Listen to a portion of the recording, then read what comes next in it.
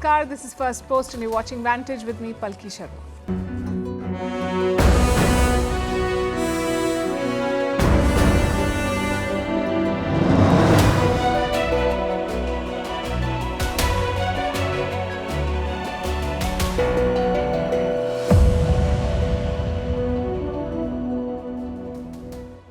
New week, new controversy in Indian politics. This one involves a small island that is part of Sri Lankan territory now. How did Colombo get it though?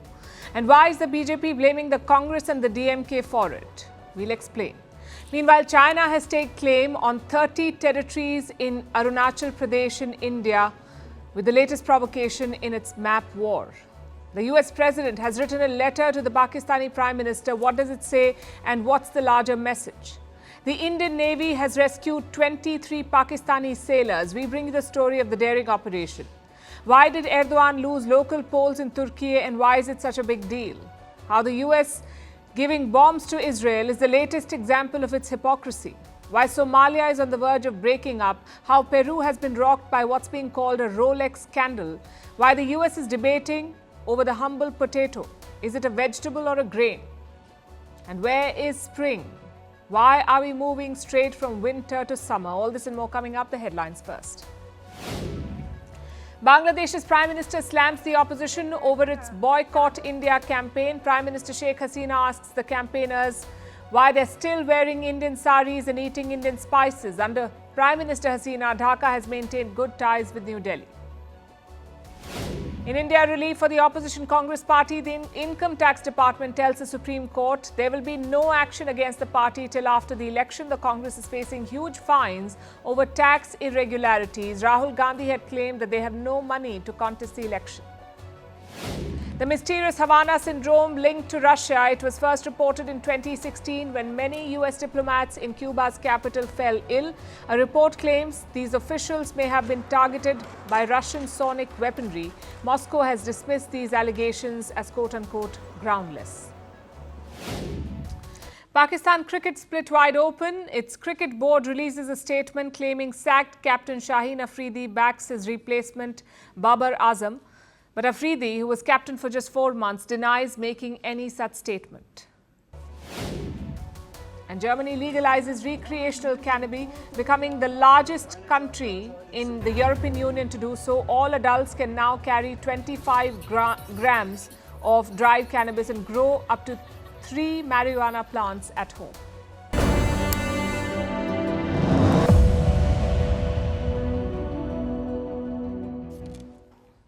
We're counting down to India's general elections.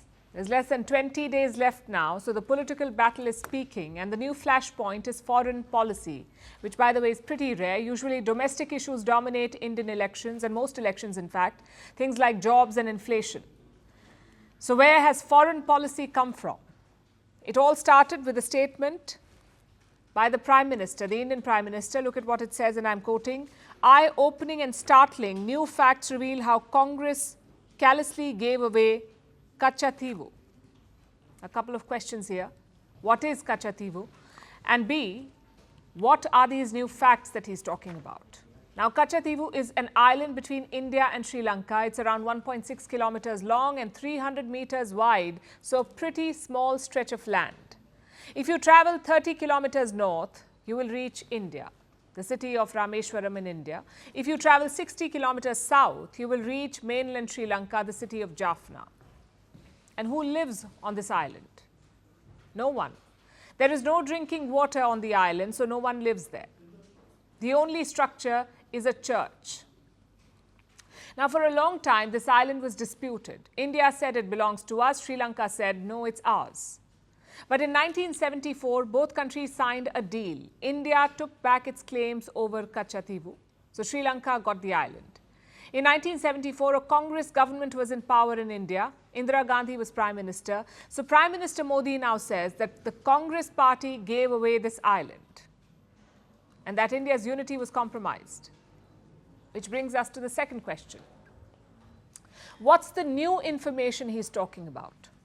Well, it's not technically new. Most of it was already well documented. But Prime Minister Modi's party, the BJP, filed an RTI on this matter, a right to information petition.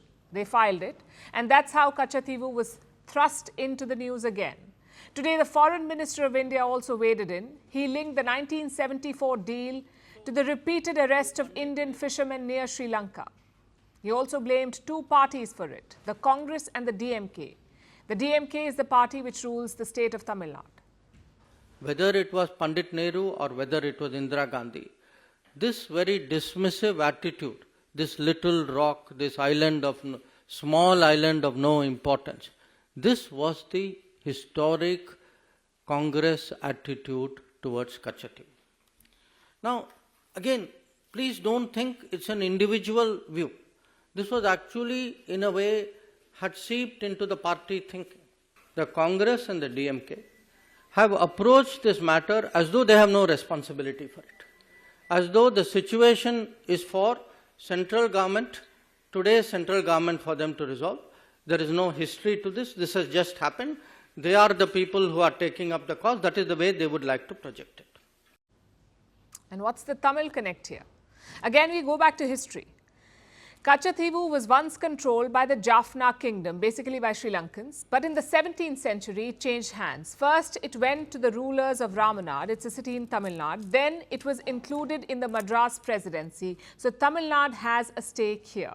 In fact, successive state governments have rejected the 1974 deal, including the current DMK one. They've rejected this deal. But the BJP says, no point complaining now, you're equally to blame. They say the Congress and the DMK together gave away Kachativu. But both parties reject this. Let me show you the Congress response now, and I'm quoting again. You have suddenly woken up to the issues of territorial integrity and national security in your 10th year of misrule. Perhaps elections are the trigger. Your desperation is palpable. So the Congress is having none of it. But their decision in 1974 was controversial. There's no denying that, because the island may have been empty, but it would have expanded India's waters. It would have given our fishermen more areas to fish in. Of course, we have the benefit of hindsight. The government in 1974 did not have that. Their argument was quite simple.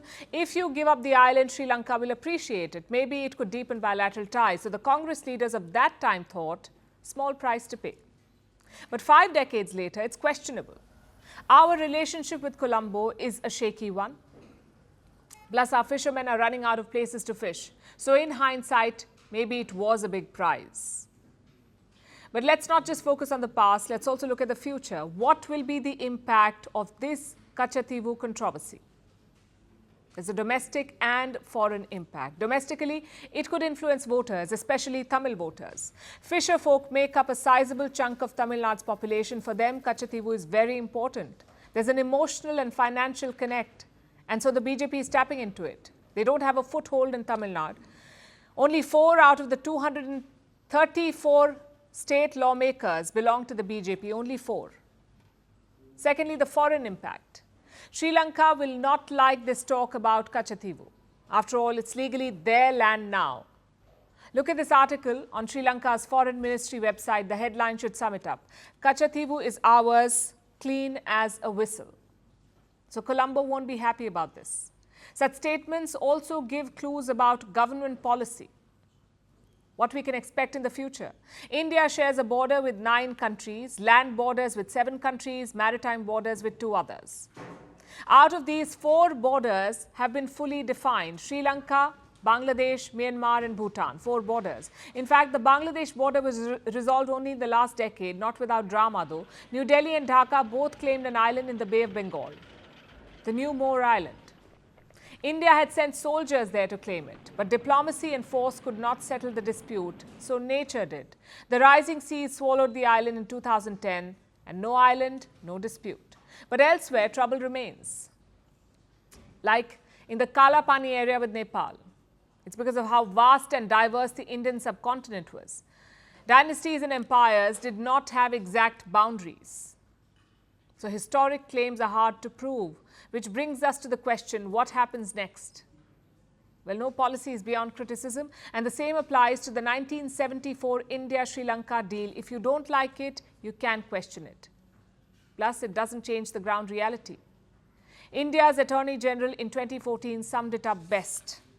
If you want Kachativu back, you will have to go to war to get it back. And speaking of disputed borders, India's biggest headache is China. It is aggressive and expansionist, and it does not respect the law. China has kicked off another map war with India. It has released a new list of places. These are Indian territories, but Beijing has given them Chinese names. This list has 30 names in all. All these places are in Arunachal Pradesh. There are 11 residential areas, 12 mountains, 4 rivers, 1 lake, 1 mountain pass and 1 piece of land. That is China's list. All of these places belong to India, but China is now calling them by Mandarin names. It's an old trick of theirs. Whenever China wants to stake claim on Indian territory, they just give it a Chinese name. It's absurd. If we start calling Hong Kong Hanumangarh, it will not become Indian. But that's what China does. Beijing started releasing such lists in 2017. This is their 4th list. They say Arunachal Pradesh belongs to China. This is an Indian state in the northeast. China calls it Jiangnan. The international community does not recognize the Chinese claim, but China does not care. It keeps releasing these lists. It keeps adding more names. The first list, released in 2017, had just 6 names. The second one came in 2021. It had 15 Indian territories with Chinese names. The third one came in 2023. It had 11 names. And now in 2024, China has released the 4th list with 30 names. What does this tell you? China is both repeating and expanding its claims, and its tone is becoming sharper. Listen to this. Jiangnan has been China's territory since ancient times. This is an undeniable fact. Where does the so-called Arunachal Pradesh come from? That was a spokesperson from China's defense ministry. He's asking, where does Arunachal Pradesh come from? Typical wolf warrior, full of rhetoric with no basis in fact. These expanding claims and sharpening tone make one thing clear though. They show that China is agitated. It is upset with India's improving border infrastructure. It does not like New Delhi's progress, and the progress has been significant. Last year, India launched 118 border projects. More than half of them were in Arunachal Pradesh and Ladakh. Now, these are 2 critical areas along the India-China border, Arunachal Pradesh and Ladakh, also among the most hotly contested regions. India is firming up its position in both these areas, and that has riled up the Chinese. One project in particular has raised eyebrows in Beijing. This is the Sela Tunnel. It was inaugurated by Prime Minister Modi himself last month. This tunnel connects Arunachal Pradesh with Assam. Assam is a neighboring state in the northeast. The tunnel connects Arunachal Pradesh with Assam. And when this tunnel was opened, China threw a fit. The China-India border issue remains unresolved. India has no right to unilaterally develop Jiangnan, known as South Tibet in English, which belongs to China. Beijing protested the Prime Minister's visit. It said the Indian Prime Minister had no business travelling to Arunachal Pradesh, let alone inaugurating a project. And India responded in kind. This is not a new issue. China has laid claim. It has expanded its claim. The claims were ludicrous to begin with. They remain ludicrous today. मैं आपके घर का नाम बदल दूं तो मेरा घर बन जाएगा क्या?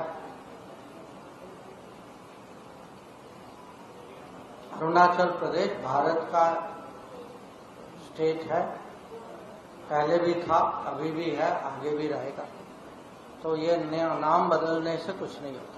The claims are ludicrous. New Delhi replied to China in the same tone. It has called China's claims absurd and baseless. India has also commented on the latest list. It says China's attempt to assign invented names does not alter the reality. Arunachal Pradesh remains an integral part of India, and the world supports India's position. A few days ago, this is what the United States said. The United States recognizes Arunachal Pradesh as Indian territory, and we strongly oppose any unilateral attempts to advance territorial claims by incursions or encroachments, military or civilian, across the line of actual control. China slammed the US for this. It said India and China can resolve their differences themselves. That's also New Delhi's position, by the way. It wants to resolve differences bilaterally and peacefully. But there's a problem. China is not serious about this. It has been provoking India and salami slicing to usurp Indian land. In 2020, Chinese troops attacked in Ladakh. They targeted Indian soldiers. Since then, commanders from both sides have been meeting. They've had 21 rounds of talks in 4 years. To what end? India keeps pushing for complete disengagement. China keeps raising tensions with more deployments, more provocations, and more lists of Indian villages with Chinese names. These are not the actions of a neighbor seeking peace. These are the traits of a devious and deceptive player. India's best bet is to stay the course, try to avoid conflict while aggressively preparing for it.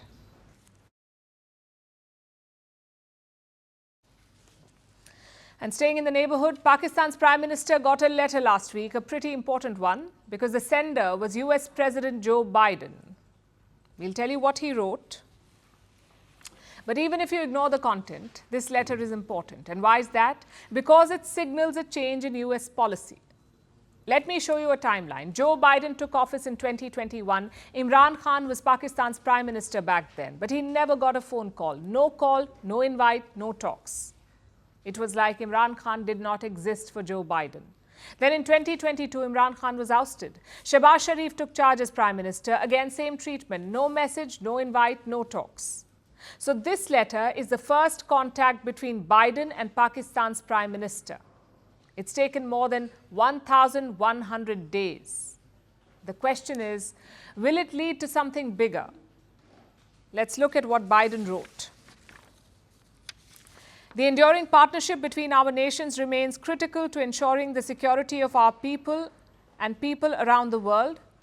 And the United States will continue to stand with Pakistan to tackle the most pressing global and regional challenges of our time. So Biden is offering support to Pakistan, and Shehbaz Sharif needs that support. He leads a very weak coalition government in Islamabad. He was elected in a widely rigged election. So legitimacy is important for him. Many in Biden's party wanted the president to withhold it. They said, do not recognize Sharif's government. But Biden has ignored them. He's promising to forge a quote-unquote strong partnership with Pakistan. Is he backing those words with action, though? It looks like it. Last month, a team from the International Monetary Fund, the IMF, visited Pakistan. They agreed to release funds to the government. How much? Almost $1.1 billion. And who plays a dominant role at the IMF? The United States of America. In fact, more loans are on the cards. Shehbaz Sharif wants another IMF bailout. His finance minister expects a deal by the end of this year. So the US-Pakistan relationship is on the mend. The only question is, why? The US had effectively shut out Pakistan, and for once their policy made sense. Islamabad had consistently played a double game on terrorism. So the US decided, we've had enough. Plus, in 2021, they pulled out of Afghanistan. So Washington did not need a staging ground in South Asia. They had no direct stake there. What changed between then and now? A couple of things. Reports say Pakistan helped Ukraine's war effort against Russia, even shipped weapons to Kiev. That was a big tick in Biden's book. Secondly, Afghanistan is becoming a threat again. Washington genuinely hoped the Taliban had changed. Biden bet on them to control terrorism, to crack down on Al-Qaeda and the Islamic State. Well, news flash, it did not work. The Islamic State is using Afghanistan as their base. They've attacked Russia, Iran, Turkey, and Pakistan. That's 4 nations in 3 months attacked by the ISIS. Many experts think the US could be next. Is that why Joe Biden is reaching out to Pakistan to use Islamabad to contain the terrorists? His generals seem to like the idea. They say there is, quote-unquote, tremendous potential for a partnership. I literally talked to the Chief of the Army Staff from Pakistan this morning in a regular scheduled call. They have tremendous insight into the violent extremist organizations inside of Afghanistan, and I think there is tremendous opportunity to be able to partner with Pakistan on that. What will that partnership look like, though? Will it be strictly military, or will it be wide-ranging? Biden's letter offers some clues on that. For starters, who writes a letter? A phone call would have suggested more warmth, more personal investment, but a letter suggests the opposite. Biden wrote one for Bangladesh's Prime Minister too. No call, only letter. Another clue is the content, or rather the lack of it. Biden did not congratulate Shehbaz Sharif on becoming Prime Minister. It's common diplomatic courtesy. If you speak to a newly elected leader, you congratulate them. But Biden chose not to. So maybe he does have some reservations. For his sake and the world's, let's hope so. Because everyone remembers the last time Pakistan and America partnered on terrorism. No one wants a repeat of that.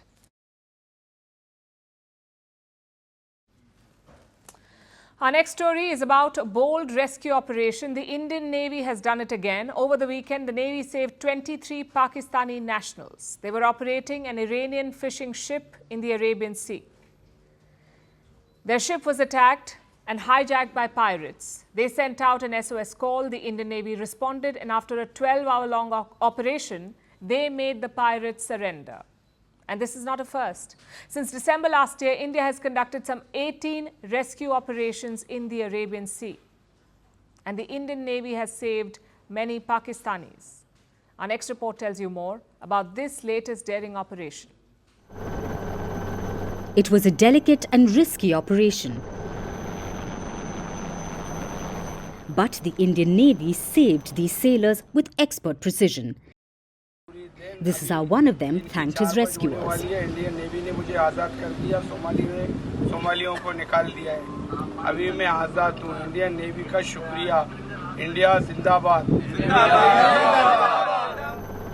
"23 Pakistani nationals were among this crew. They were out fishing in the Arabian Sea when 9 armed pirates targeted them.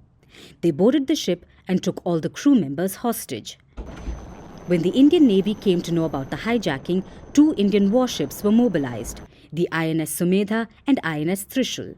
They intercepted this hijacked vessel, and after an intense 12-hour operation, the pirates were forced into surrender. Despite the complete breakdown in bilateral ties, the Indian Navy has not discriminated in offering assistance to Pakistani sailors in West Asia. Since December last year, the Indian Navy has accomplished several daring rescues, like this one. Last month, in the Gulf of Aden, dozens of crew members had nowhere to go when Houthis struck their ship. But soon, the Indian Navy dispatched a helicopter and a boat and saved 21 people.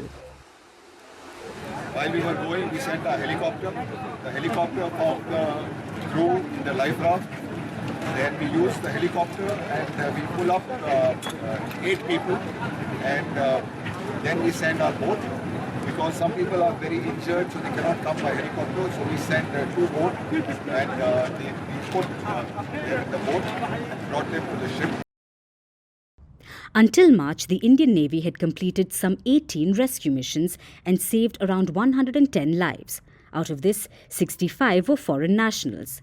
This includes over 20 Pakistanis, and the remaining 45 sailors were Indians. These missions were a part of Operation Sankalp. For over 100 days now, the Indian Navy has been patrolling the Indian Ocean region and its neighbourhood and engaging in a wide variety of maritime operations. Saving lives is just one part of it. Another important component is securing cargo. During Operation Sankalp, the Indian Navy has safely escorted 15 million tons of critical supplies like crude oil and fertilizer. These missions are complex and challenging, but the Indian Navy has demonstrated exceptional skills. The job is far from over. Last week, the Indian Navy stepped up its surveillance in the region. This comes amid escalating threats from the pirates. The Indian Navy says it has a responsibility to keep the Indian Ocean safe. The operation last week only reinforces the region's faith in India's naval expertise.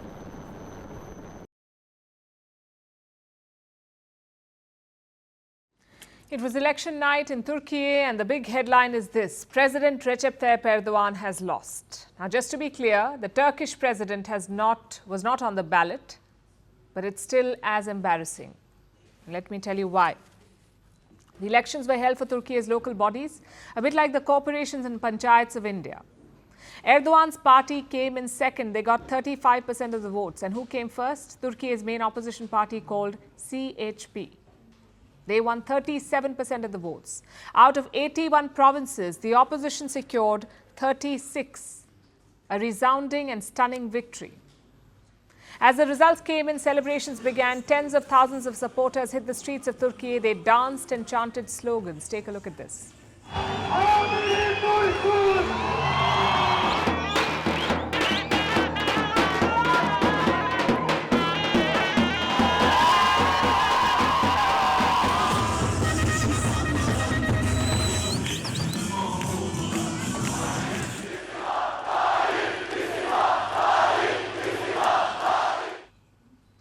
Experts are calling it a turning point, the biggest setback for Erdogan. And why is that?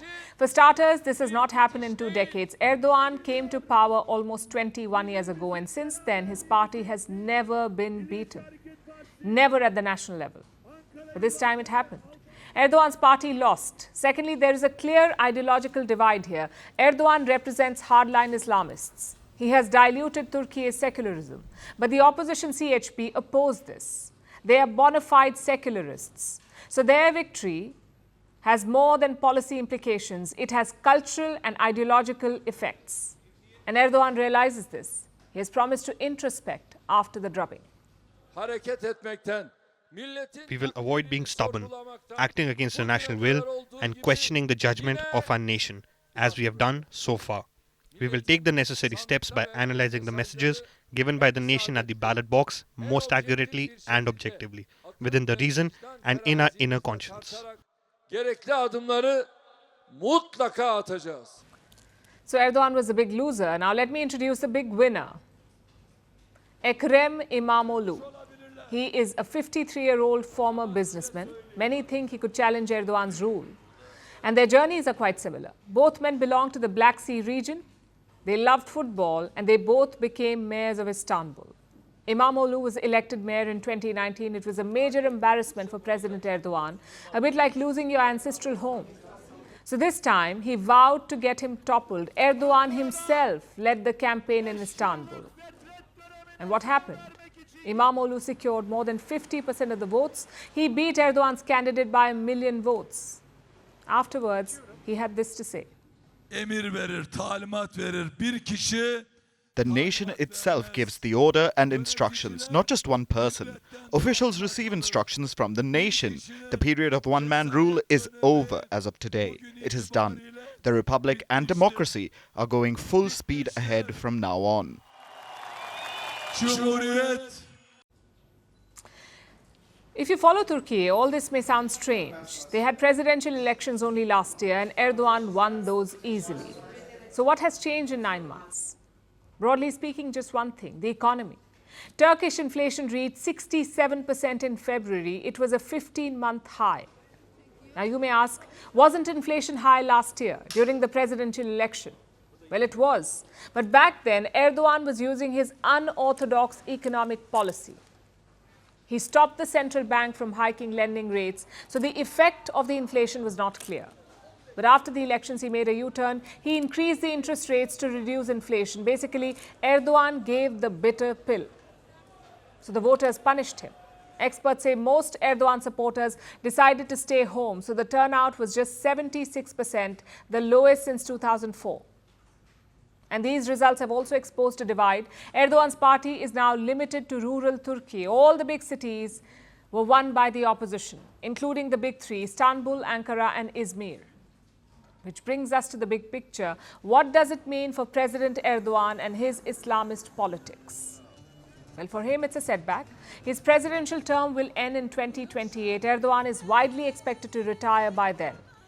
These results will only push him further in that direction. As for his politics, the answer is more complicated.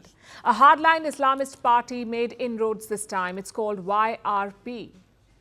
They got 6% of all votes, and they gained 2.8 million voters.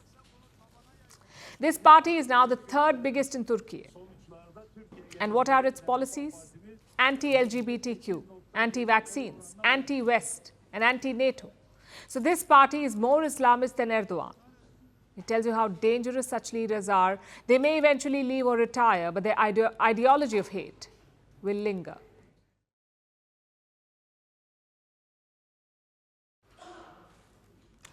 Our next story is the latest shining example of American hypocrisy. The Biden administration has given more bombs to Israel. as they ask Israel to stop attacking Gaza.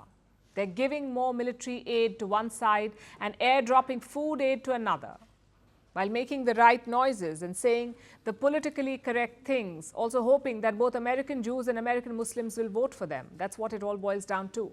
Joe Biden has never shared warm ties with Netanyahu, but when Hamas attacked Israel, Biden was firmly in Netanyahu's corner. As the war dragged on, the death toll in Gaza soared, more than 32,000 at last count, mostly women and children.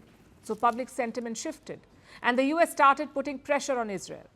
Over the last few weeks, we've seen public disagreements and rebukes, some gaslighting, even private insults. Biden defined red lines for Israel. Netanyahu vowed to defy them. It was as if the US and Israel were heading for a breakup. But now it looks like they've made up. Washington is sending more arms to Israel. Reports say the aid package is worth $2.5 billion. It consists of bombs, including a controversial 900-kilo bomb, something that has been used in Gaza before. When dropped, this bomb can cause damage up to 1,000 feet, and the US is sending more of these. Not just that, it's also sending more fighter jets. Israel is already the largest recipient of American aid. It receives close to $4 billion every year, most of which is military aid, and it's only gone up since the war began. So more money and more weapons. While the US also pushes for a ceasefire, the Palestinian Authority has slammed Washington for this, and back home, Biden has bigger critics. First is the Democratic Party, his party. 75% of them disapprove of Israel's war. They want aid to be restricted. Then there's the American Arab community. They're accusing Biden of hypocrisy. Thousands are voting uncommitted in the Democratic primaries, meaning they may not vote for Biden. And this has been a Democratic voter base. So Biden is losing both lawmakers and voters. Plus, he's bickering with Netanyahu. Then why is he sending more weapons? Because of history and politics. Israel, you see, was founded in 1948. Minutes after its founding, America recognized Israel. And all US presidents have supported it since.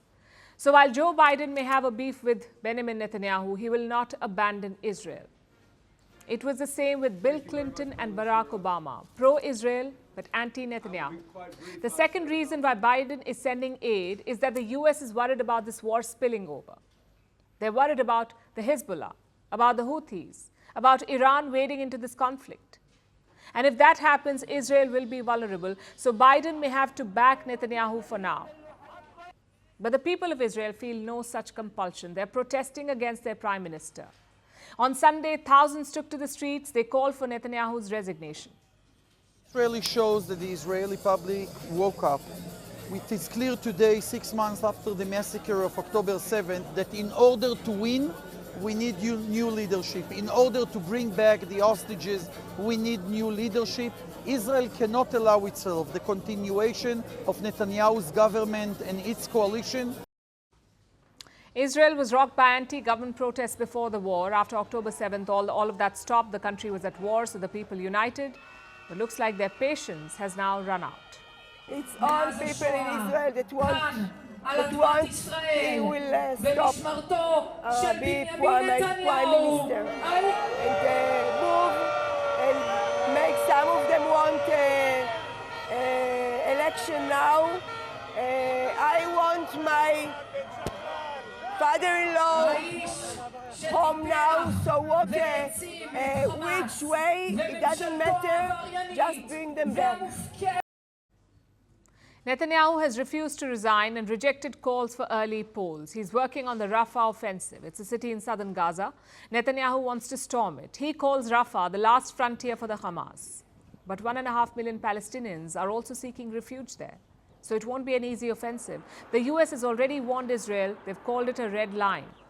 So Netanyahu faces pressure from both sides. He's losing support, both domestic and international. And Joe Biden is being called out by all sides for trying to run with the hare and hunt with the hounds.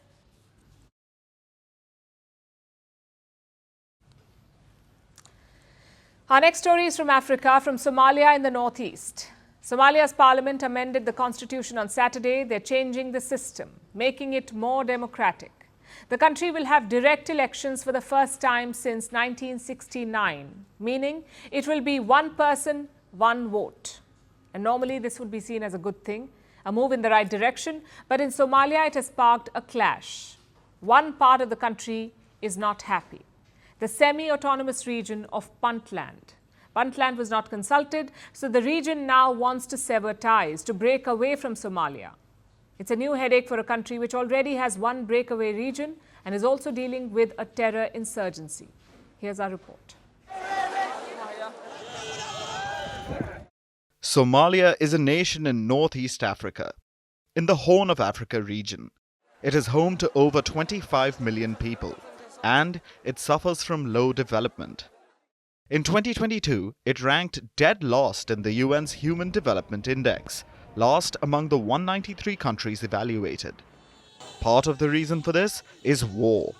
The country has been in a state of civil war since 1991. 33 years of civil war. One set of Somali people against the other. So, in this situation, the last thing you need is more internal strife. But that's exactly what has happened. One of Somalia's major regions, Puntland, has said that it'll sever ties with the capital, Mogadishu. This is Puntland, one of the 7 states of Somalia. It plans to withdraw its recognition of the federal government.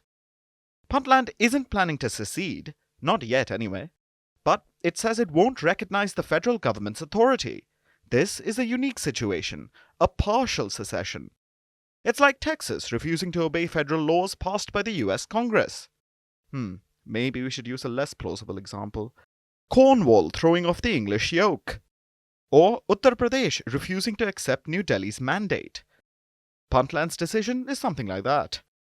Puntland says it still wants to be a part of Somalia, but it won't accept the latest amendments to the Somali constitution. 4 amendments were approved by Somalia's parliament on Saturday. No MP objected, no MP abstained. Some 212 members unanimously voted for the amendments of the draft constitution. Therefore, it is approved. On Saturday, Somalia decided to adopt a direct voting system. Since 1969, the voting system has been unique. It's based on the major clans in Somalia. Instead of every person getting a vote, clan elders and civil society leaders have been dictating terms. The new system would give everyone a voice, for the first time in more than half a century. Another major change is the president's role. Currently, Somalia's president is chosen by parliament. Now, Somalians will get to elect their president directly. No intermediaries, direct elections. This may sound pretty standard, so why is Puntland upset? Well, because the region wasn't consulted. No representative from Puntland was present at the discussions, so they could not put forward their point of view. However, this is because Puntland chose to boycott the talks. Mogadishu invited the region last year, but it refused because of political tensions. Now, if you don't go to the buffet after being invited, you can't claim you were starved. But that seems to be exactly what Puntland is doing. Puntland is crying foul and challenging federal authority. And it may just get away with it, because Somalia is in a delicate situation. There is a terror insurgency that is ongoing. It already has one breakaway region, Somaliland. So, Puntland may have the leverage to arm twist the government. Puntland refuses to accept the constitutional amendments until there is a referendum. So, Mogadishu may have to hold one, or find another way to bring Puntland on board. Because strife-torn Somalia cannot afford another conflict.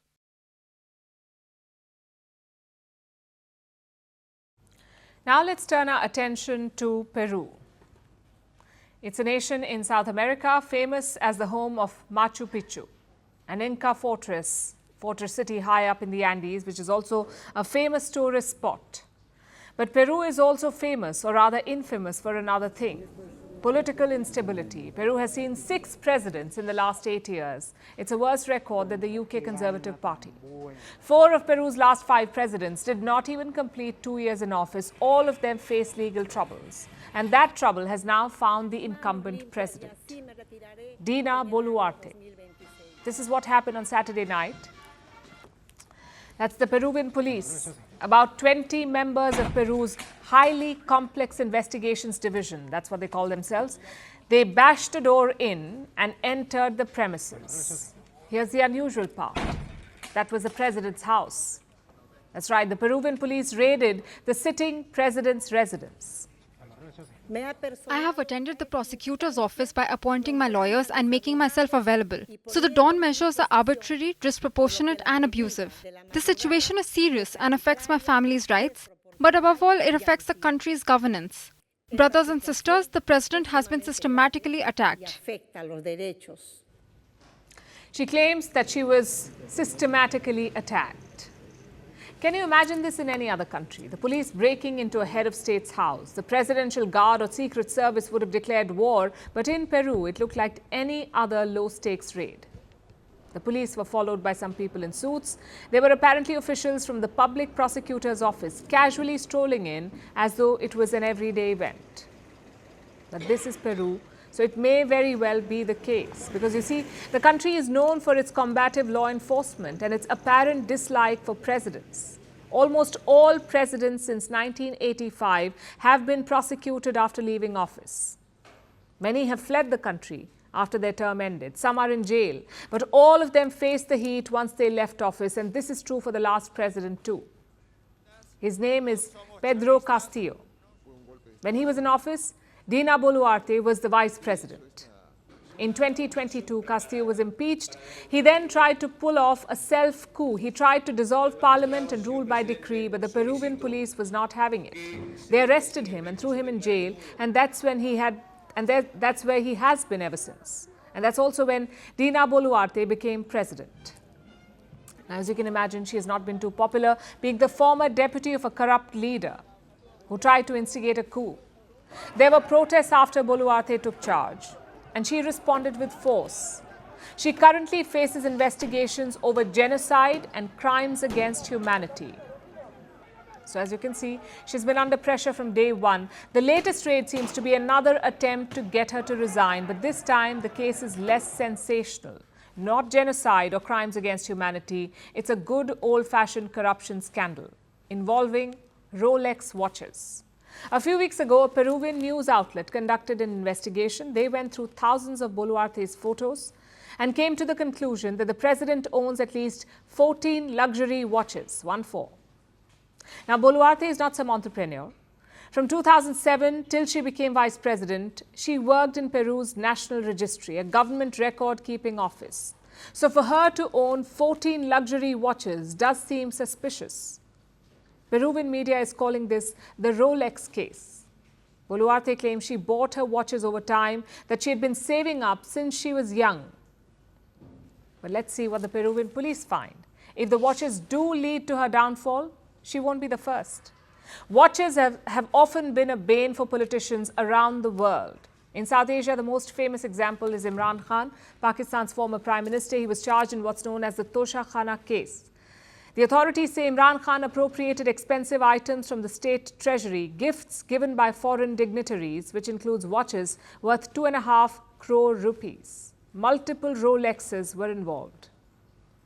Last year, German finance minister Christian Lindner was under fire, again because of a Rolex. He was accused of trying to hide his Rolex and disguise his wealth.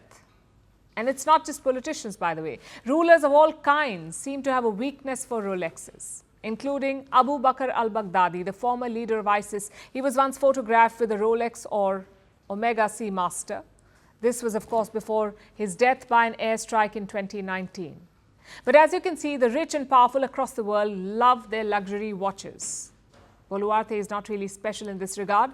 The difference is that she lives in Peru, where the police and the courts are not deferential to those in power. The latest raid shows that Boluarte is in serious trouble and time may be up on her presidency.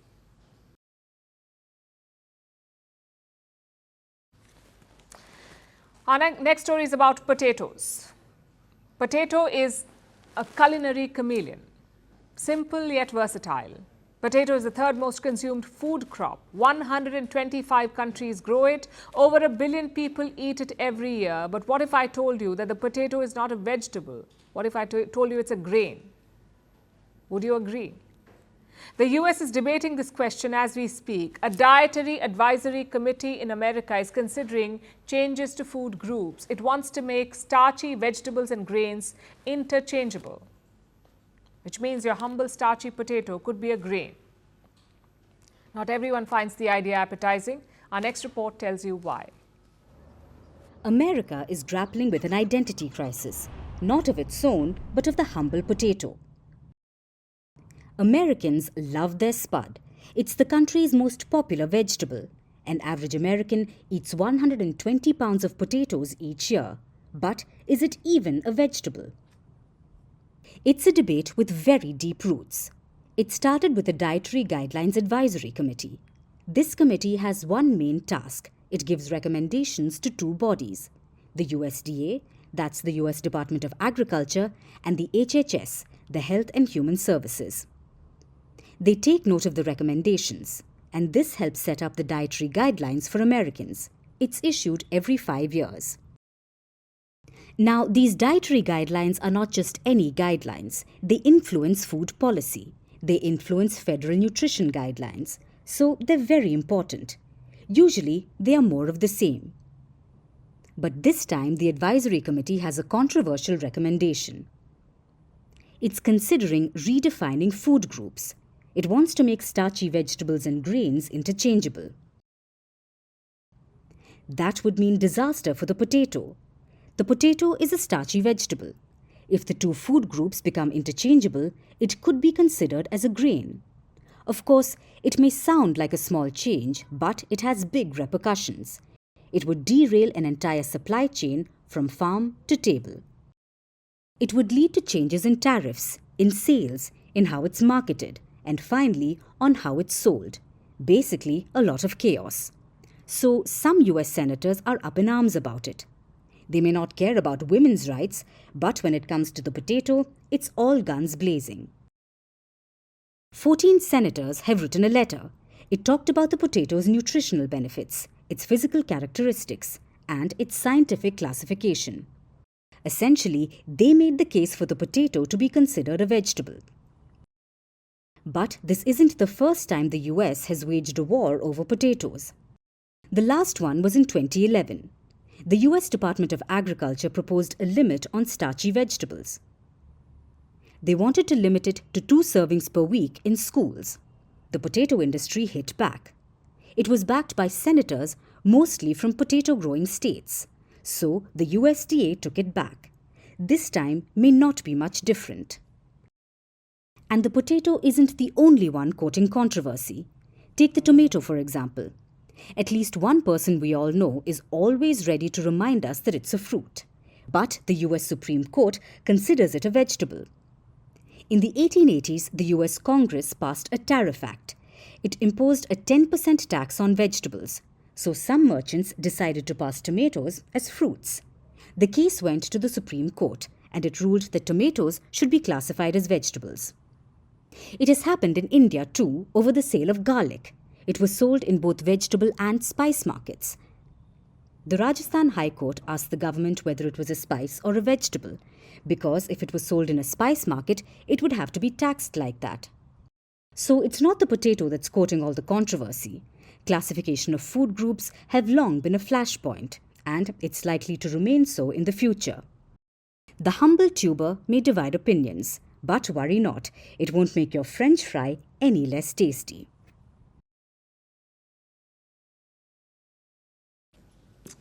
Our last story tonight is about spring. It is seen as a time of transition. When the sun comes back to life, when flowers bloom, birds chirp, and picnic baskets come out. Spring is a season of welcome change after hard winter months. But for the past few years, it is undergoing a change of its own. Spring is not springing quite the way we want it to. Because the season of love is behaving like a love-struck teenager, it is both hasty and unpredictable. Year on year, spring is arriving much earlier, and it is getting hotter. Entire nations feel like they've leapfrogged spring. and move to summer. Now, if you're a silver lining person, this may sound like good news. After all, trees wake up sooner and swimming lessons go on for longer. But the bigger picture is concerning. Changing spring unleashes a cascade of problems. It affects everything, from our health to the environment. And we will discuss all of this. But first, let's answer a basic question. When is spring supposed to start? For the ease of record keeping, March 1st is considered the first day of spring. The season is believed to go on till the end of May, the spring season, March to May. But the reality is more complicated. Spring does not arrive on the same day every year. In the Northern Hemisphere, it falls somewhere between 19th and 21st of March. That is the expectation. But thanks to climate change, our planet is warming rapidly, and this is scrambling the seasons.